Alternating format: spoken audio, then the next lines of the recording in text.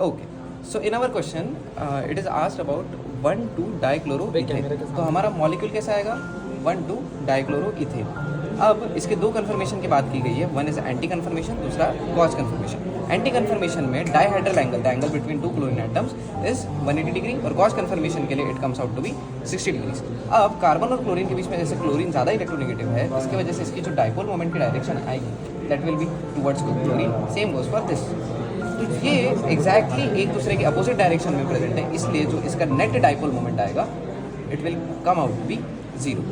अगर हम Gauss conformation की बात करते हैं तो इस क्लोरीन की वजह से और इस क्लोरीन की वजह से जो नेट डाइपोल मोमेंट निकल के आएगा उसका resultant will be somewhere pointing at this angle. Thus the gauche conformation will have net dipole moment that is unequal to 0, it will have non zero dipole moment. So हमारे question में हमें दिया गया है कि हमारे कंपाउंड का जो डाइपोल मोमेंट है, और compound is considered of both of this conformation of our dichloroethane.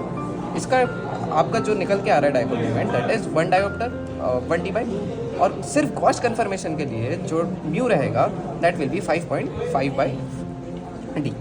So according to our formula जो पूरे कंपाउंड का डाइपोल मोमेंट निकल के आएगा that will be due to the anti conformation और उसका मोल फ्रैक्शन, मतलब जितना इसका मोल फ्रैक्शन रहेगा मल्टीप्लाइड बाय जितना डाइपोल मोमेंट एंटी का है, और जितना मोल फ्रैक्शन गॉस कन्फर्मेशन का है मल्टीप्लाइड बाय जितना उसका डाइपोल मोमेंट है।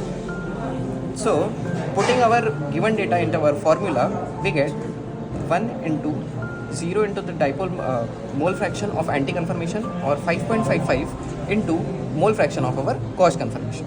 अगर हम इसको सॉल्व करते हैं तो हमारा आंसर आता है 1 divided by 5.55 is equals to mole fraction of gauche conformation. जो हमें क्वेश्चन में दिया है इसकी वैल्यू टू बी टेकन है 0.18। मोल फ्रैक्शंस के बारे में एक चीज़ हम जानते हैं कि sum of all the mole fractions is equal to unity, और हमें इसमें बाकी के जो कॉन्फर्मेशंस हैं, for example eclipse, partial eclipse, इन सब लोगों को ध्यान नहीं देना है। So the mole fraction of gauche conformation जो हमने अभी निकाला, जो हमने पुट किया 0.18, इसके वजह से हमारा मोल फ्रैक्शन एंटी का निकल के आया 0.82। अब क्वेश्चन में हमें ये पूछा गया है कि ए की वैल्यू क्या है, such that a into 10⁻² is equals to mole fraction of our anti conformation.